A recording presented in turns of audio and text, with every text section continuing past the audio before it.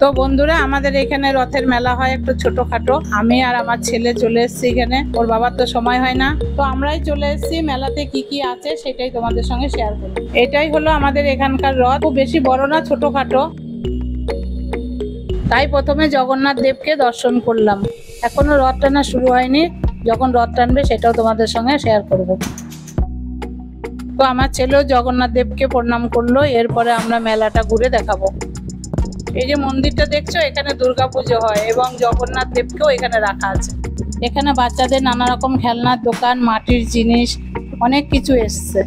মা, এই ঘোড়াগুলো কি মাটির তৈরি? হ্যাঁ রে বাবা, এগুলো মাটি। তুই যখন ছোট ছিলি তখন এগুলো অনেক নিয়ে যেতাম, আর নিয়ে গেলেই সঙ্গে সঙ্গে ভেঙে দিতিস। এই দেখ বাবা, এই যে মাটির পুতুলটা দেখছিস, সেটা স্প্রিং ফিট করা আছে ঘাড়ে, সবসময় ঘাড় নড়ে। এটাও তোর জন্য ছোটবেলায় নিয়ে যেতাম। আগে যখন এই মেলাতে আসতাম তখন অনেক মাটির ভার পাওয়া যেত, কুমড়ো, আম, আপেল, এগুলো তো আর এখন পাওয়াই যায় না। দেখি তো এই ক্লিপগুলো কেমন। না, এই ক্লিপগুলো ভালো লাগছে না।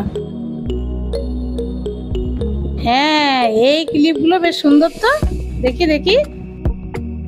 হ্যাঁ, এইটা ভালো লাগছে, দেখ বাবাই। হ্যাঁ মা, এটা নিয়ে নাও। ঠিক আছে ঠিক আছে, নিয়ে নিচ্ছি। মা দেখো, এখানে আবার মেলাও বসেছে ছোট করে, আর কত খাবারের দোকান দেখো। আমি তো শুধু ফুচকা আর এগরোলই দেখতে পাচ্ছি। মা, এখানে এত ফুচকার দোকান দেখে তো আমার খিদে পেয়ে গেল। চলো না মা, ফুচকা খাবো। হ্যাঁ বাবাই, ঠিক বলেছিস, চল চল। ফুচকা দেখে লোভ সামলাতে পারলাম না, তাই মেলার ঘোরার আগেই আমরা ফুচকা খেয়ে নিলাম। এখানে একটা পাপড়ি চাটের দোকান দেখতে পেলাম, আর পাপড়ি চাট তো আমার ফেভারিট, তাই আমি পাপড়ি চাটও কিনে নিলাম। এই মেলাতে দোকান কিন্তু অল্প, কিন্তু মানুষের এত ভিড়, হাঁটা যাচ্ছে না। বাবাই, কত সাজের দোকান এসছে, চল আমি কিছু কানেরও কিনে নিই এখানে। না মা, তোমাকে আর কানের কিনতে হবে না, ওখানে অ্যানাউন্সমেন্ট হয়েছে রথ টানা শুরু হবে, চলো তাড়াতাড়ি। প্রত্যেকবার এই রথের মেলাতে আসি, কিন্তু জগন্নাথ দেবের এই দড়ি টানার সৌভাগ্য আমার হয়নি। এবার একটু তাড়াতাড়ি এসেছি, তাই দড়ি টানার সুযোগ পেলাম। রথ টানার সময় একবার দেখো, পা ফেলার জায়গা নেই। দড়ি ধরে টানবো কি, নিচে পড়ে গেলে আর উঠতে পারবো না, তাই ভয়ে একটুখানি টেনে ছেড়ে দিলাম।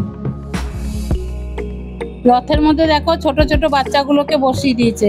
ওরা তো আর রথ ধরে টানতে পারবে না, তাই ওদেরকে রথের মধ্যে বসিয়ে দিয়েছে।